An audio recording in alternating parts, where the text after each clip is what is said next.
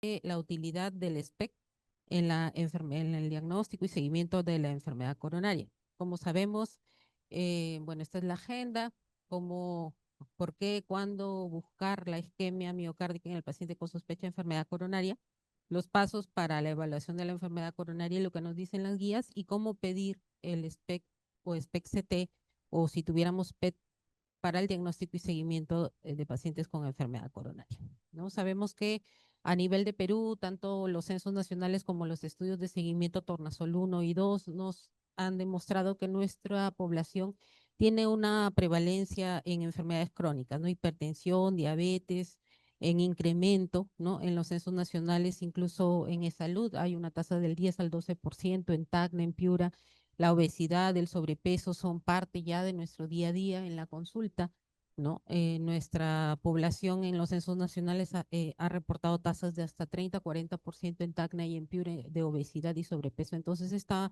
nuestra población muy propensa a tener enfermedad coronaria crónica, dislipidemia, diabetes, que va en incremento también. La enfermedad coronaria, tanto anatómica como por disfunción microvascular, está dentro del sustrato de la propia enfermedad hipertensiva, tanto por la disfunción por vasodilatación alterada como por un aumento de la constricción, no tanto mediado humoralmente por el mismo endotelio, la producción de endotelina, aumento de las catecolaminas y disminución del óxido nítrico, así como por mecanismos moleculares propios de los vasos, ¿no? Y vemos que tanto las guías de prevención secundaria como prevención primaria nos hablan de estratificar el riesgo y aumentar no solamente los criterios clínicos a nuestra estratificación de la enfermedad coronaria, sino sumar a ello imágenes cada vez que sea factible hacerlo mientras tengamos el método y este sea seguro para el paciente.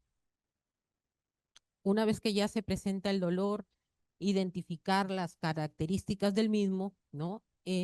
Nos ayudará a estratificar qué tipo de método diagnóstico de imagen va a ser más optativo para el paciente. Como ya lo han mencionado anteriormente, mientras el paciente está asintomático, tal vez no podamos, según las guías americanas, por ejemplo, optar directamente a hacer una investigación. Sin embargo, si vemos que es un paciente varón con una edad avanzada, pues ya la mayoría tiene una probabilidad intermedia alta y entonces hay que hacer una mejor disquisición de qué es lo que vamos a evaluar en estos pacientes. Todo lo que es SPEC viene, sobre todo el porcentaje de isquemia, desde estudios observacionales demostrado en el seguimiento de miles de pacientes para hablar del riesgo.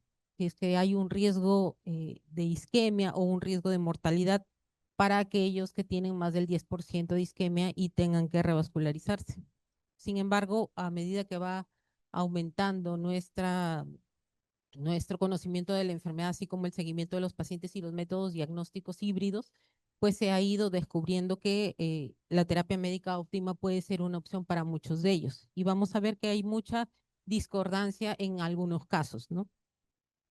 La Guía Europea de Enfermedad Coronaria Crónica nos habla de que la estratificación del riesgo coronario debe ser preferiblemente por imagen para pacientes que ya tienen una estratificación de riesgo intermedio, que tienen características de riesgo cardiovascular y que en forma alternativa se puede emplear directamente para los que no pueden realizar una ergometría o que la ergometría es inconcluyente o que se necesita ampliar, como los primeros casos que nos presentaron el día de hoy, ¿no? Pacientes grises que están con lesiones moderadas, que tienen síntomas atípicos, serían los primeros candidatos, sobre todo para la evaluación funcional, ¿no? En el país hay en e-salud cámaras que no tienen corrección de atenuación, ¿no? Tanto en Lima, en algunos hospitales, en provincia, bueno, en la parte privada, CAMSA tiene SPECT, que es un método híbrido con tomógrafo para corregir la atenuación. Y eso nos ayuda porque muchos de los hallazgos que podemos encontrar en los SPEC,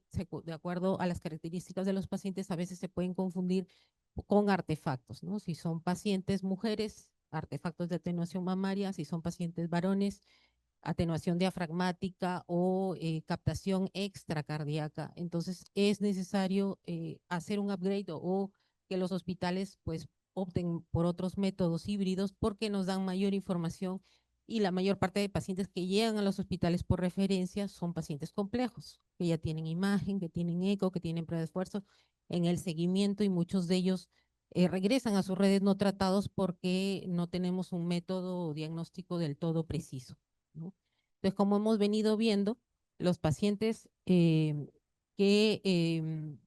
tienen bajo riesgo o una baja probabilidad de presentar enfermedad coronaria o en aquellos como inicialmente se mencionó, queremos sí o sí descartar que la tenga, el primer método diagnóstico que vamos a optar es la angiotomografía. Mientras que en los pacientes que ya tienen una lesión intermedia, que tienen una probabilidad intermedia o incluso alta, pues vamos a optar más por un método funcional que bien puede ser SPECT o cardiorresonancia. En otros lugares por PET. Y si sobre todo necesitamos evaluar la viabilidad, también podemos optar por un PET o una resonancia. Si estos resultados son intermedios o de riesgo intermedio, lo que podemos hacer es optar por terapia médica óptima. Si no hay una mejoría en ello, ya directamente pueden ir a angiocateterismo y si es que la probabilidad ya es muy alta o ya tenemos una evidencia en tomografía o eh, una angina típica, ¿no? De rápida progresión, pues estos pacientes definitivamente se benefician de ir directamente a una angiografía. El estudio funcional además nos sirve para hacer el seguimiento de estas lesiones, que todavía están entre el 70 al 50% y los síntomas no son del todo específicos y no hay una mejoría con la terapia médica óptima. Entonces, hay diferentes formas de ver, ¿no? A la enfermedad coronaria ahora, ¿no? Tenemos la terapia médica que instalar, tenemos la disponibilidad de la imagen que podamos tener y, sobre todo, iniciar por la estratificación clínica. Pacientes de bajo riesgo o asintomáticos, incluso la guía americana dice no le hagas ningún test. Sin embargo, hay algunos casos como pacientes que son atletas, que tienen trabajos de alto riesgo, pacientes que van a la mina, que sí, de todas maneras, la parte ocupacional nos hace, por ejemplo, pensar que sí tenemos que hacer una estratificación para evitar eventos adversos súbitos y muerte súbita, como veremos más adelante, ¿no? Mientras que pacientes en riesgo intermedio y alto podríamos optar por una prueba funcional primero y luego hacer una angiotomografía en forma conjunta. La imagen híbrida, como mencioné, es una opción que cada vez se tiene más a la mano, bien en forma conjunta o bien en forma separada, pero nos estratifica mejor al paciente para llevar un tratamiento más adecuado. Entonces, esta guía americana sobre dolor torácico también nos habla las ventajas y desventajas de los diversos métodos diagnósticos. Aquellos pacientes que puedan hacer ejercicio, pues se puede optar por un SPECT con ergometría o una ecocardio que también puede ser con estrés como un método funcional inicialmente, mientras que los que tengan que o que puedan hacer un estrés farmacológico, que tengan electrocardiograma no compatible con la interpretación, irían más a una prueba farmacológica con SPECT o ecocardiografía con estrés o PET si tuviéramos a la mano o resonancia. Si necesitamos cuantificar el flujo coronario, una cardiorresonancia o un PET sería la primera opción. Y si lo que buscamos es además ver viabilidad, estas opciones, así como la eco, también todas son indicadas. Estas discordancias muchas veces las vemos en pacientes con edades sobre todo mayores de 60, ¿no? Pacientes con tomografía, con múltiples lesiones o con score de calcio más de 1000 que tienen una prueba funcional normal o un SPECT normal o una cardiorresonancia normal. Sin embargo, también se ve mucho en la práctica clínica que pacientes con score de calcio más de 1000 van a cateterismo o incluso revascularización sin haber sido estudiados funcionalmente en forma previa. Entonces, si bien la anatomía nos da un extra en la valoración del riesgo de la enfermedad coronaria, no es la única forma de enfocar al paciente porque siempre tenemos que preguntar primero la clínica y evaluar primero el riesgo antes de decidir una conducta quirúrgica directamente sin haber pasado por una evaluación de la terapia médica. Asimismo, la guía americana nos habla del mismo algoritmo en el que incluye las pruebas funcionales en pacientes de riesgo intermedio o riesgo alto que no tengan una prueba conclusa sobre todo de la ergometría.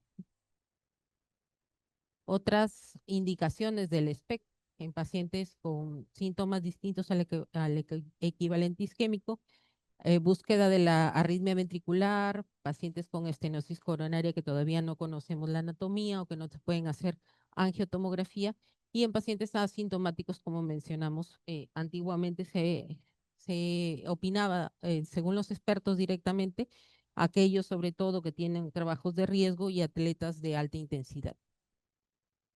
Asimismo, pacientes con revascularización incompleta o complicaciones postquirúrgicas, hacemos la estratificación del riesgo mediante pruebas de isquemia, y en pacientes que ya tienen una enfermedad coronaria conocida, en el seguimiento cada 2 a 3 años, dependiendo de las actividades que realicen los pacientes y mucho guiándose de la terapia médica.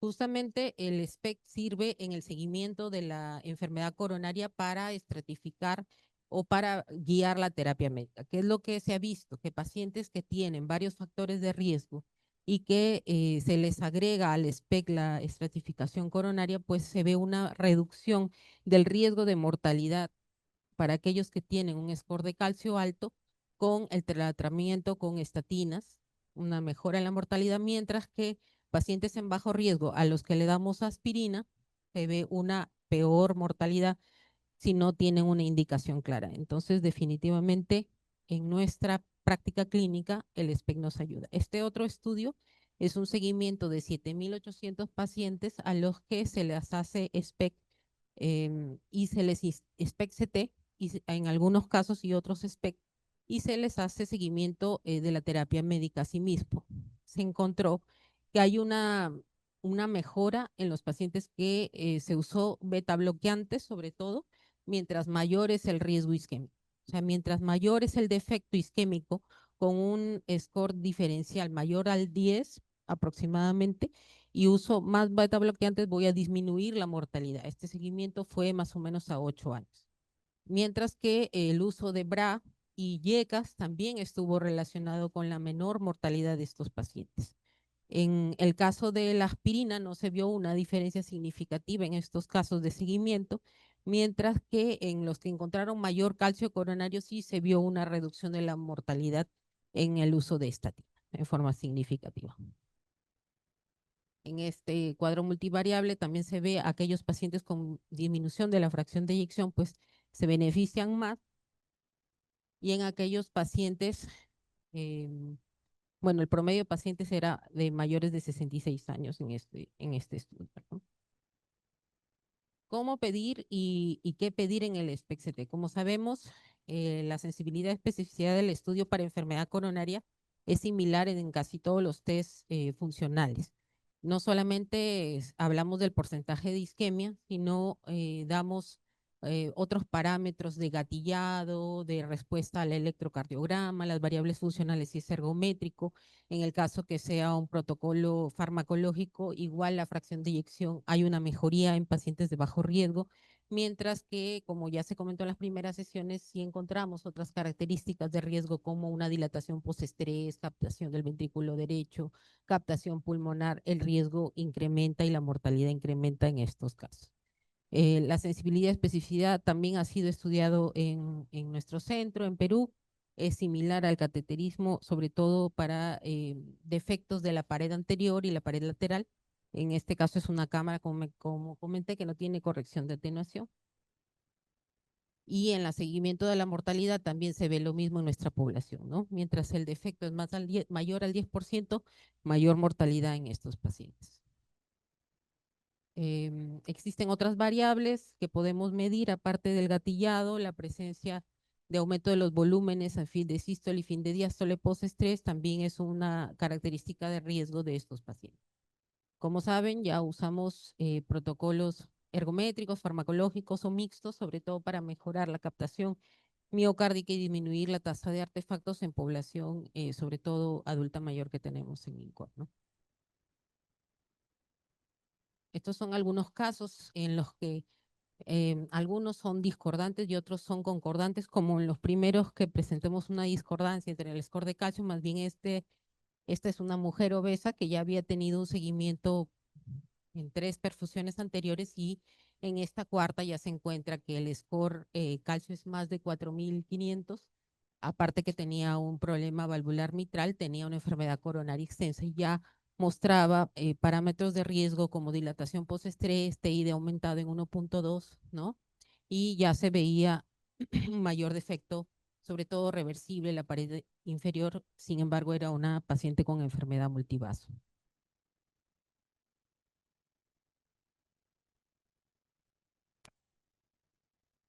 ¿Qué hacemos en estos casos con cuadros muy complejos y que podemos contar con imágenes híbridas? Bueno, siempre comenzar por los síntomas, ¿no? Los pacientes, los síntomas del paciente son causados por isquemia o no.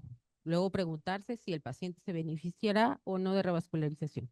¿Le inicié terapia médica, mejoró o no mejoró? ¿Llegó a la dosis máxima o no? Y finalmente preguntarse si el paciente tiene aterosclerosis para los casos que son diagnósticos.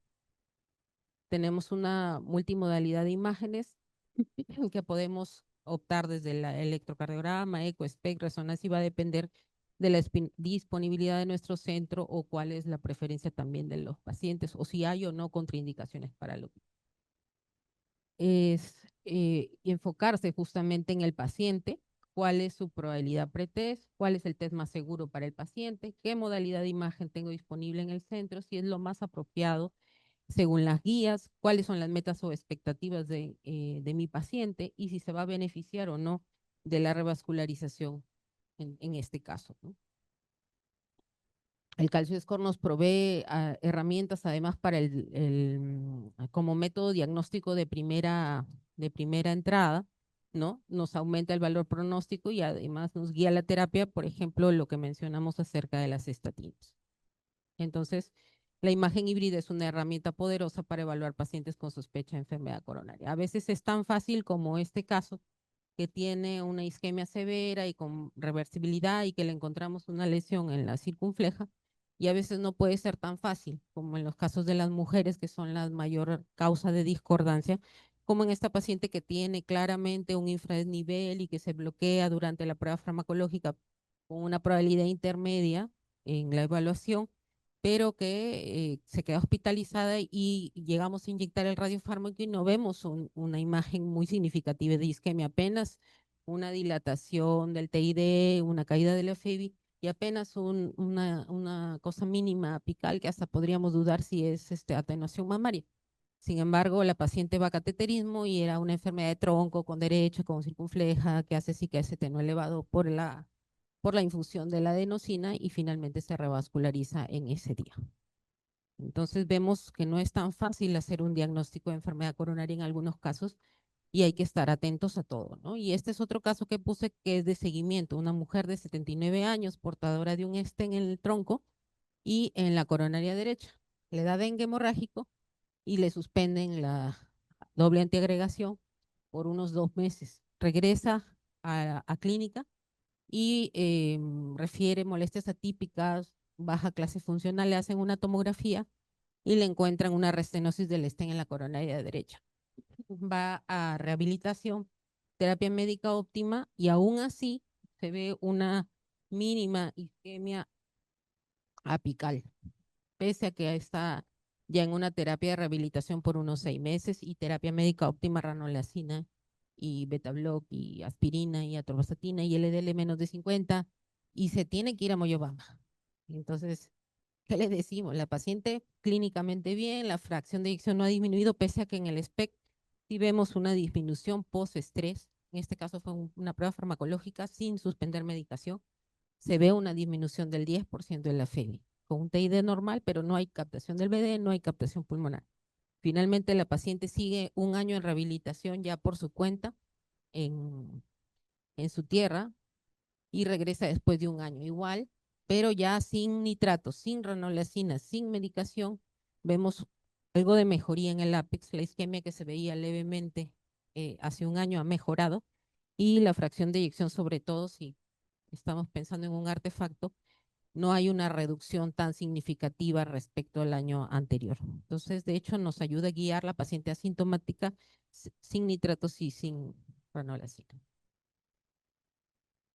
Y finalmente, este último caso que nos llegó hace poquito, una mujer de 40 años, caso difícil porque ya está evaluada en otro centro, en otro hospital, le han hecho angiotomografía, le han hecho cateterismo, le han hecho ecoestrés y le han dicho que es psiquiátrica.